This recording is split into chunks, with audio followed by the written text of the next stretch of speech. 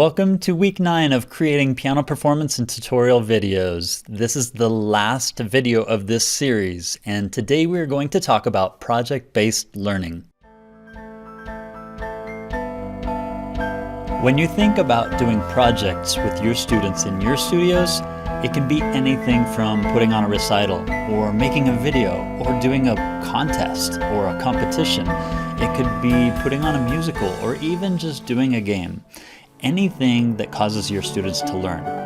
We want to talk today about the power of video as a project, what it does, and why it's so important for you and your studio. Let's first discuss the 5 reasons that I've come up with here that you should do videos. Number 1, it is highly motivational for students. They will practice so hard because they see the relevance of video. Your students live in a world of video. They learn through video. They're entertained through video. They communicate with their friends through video platforms. It doesn't take much to convince your students to do a video, and they will practice like crazy to get their songs perfected. See, your students want to sound good, and when they want to sound good, it's easy to teach. You can teach them technique. You can teach them how to phrase. They are eager to learn, and they can see the relevance of what you're trying to teach them. Number 2, I want to discuss the difference between a recital and a video. A recital doesn't take the place of a video, and a video doesn't take the place of doing a recital. You learn different things from doing each. The one thing that I would like to point out with a video is the huge audience that you can reach. Your students can potentially have millions of people watch their performance. Number 3, it is tangible evidence that you are a teacher that produces really good results. Number 4, you create long-lasting memories that your students and their families and friends can go back and watch for years to come. And number 5, you give them a skill set that is a very, very valuable skill in today's world. The ability to create and edit quality video impacts almost every industry on our planet. You can help give your students an edge in this very valuable skill set. Now, last week I promised I would give you some insight to how to do a video project that I put on with my students. So, let's take a look at this really fun project.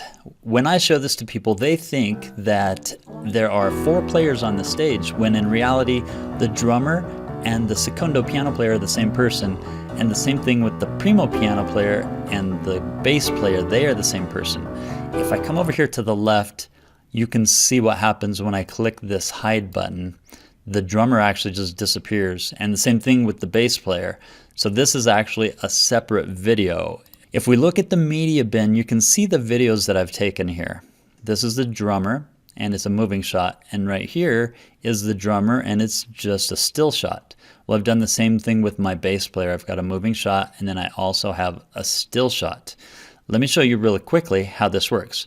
If you drop your video onto the timeline, then you'll be able to edit it. I need to first line up my video, so what I'm going to do is just zoom in real close here, and then I'm going to line up my audio so that these are synchronized. I'll zoom out and then I can stretch that back. Okay, so now that the video is synchronized, now what you do is you have to remove the green screen color. In order to do that, first you want to crop out anything that's not green, because you can't remove the color if it's not the same color. So let's go ahead and just crop. The second thing we'll do is remove the green color. So you come over here and you choose the visual effects and come to the remove a color and drop it here. We'll grab the color picker and we'll just remove the green color, adjust the tolerance so that it looks really good. And then when you play this video, you can see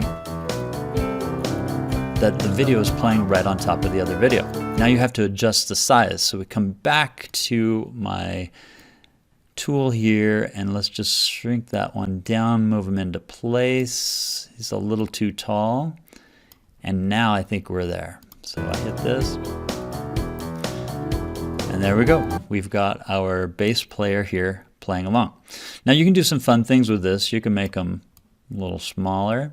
Stick him on top of the piano, and it looks like he's just dancing on the piano. You're gonna kind of have to turn your head. If I want to put my drummer up there on the piano, I can do that too. I'd want to just shrink the drummer, put it over on the piano. Or that way, So lots of fun things you can do with this. My students had a blast with this project and they learned so much. So go ahead and do some really fun things and see what you come up with on your projects.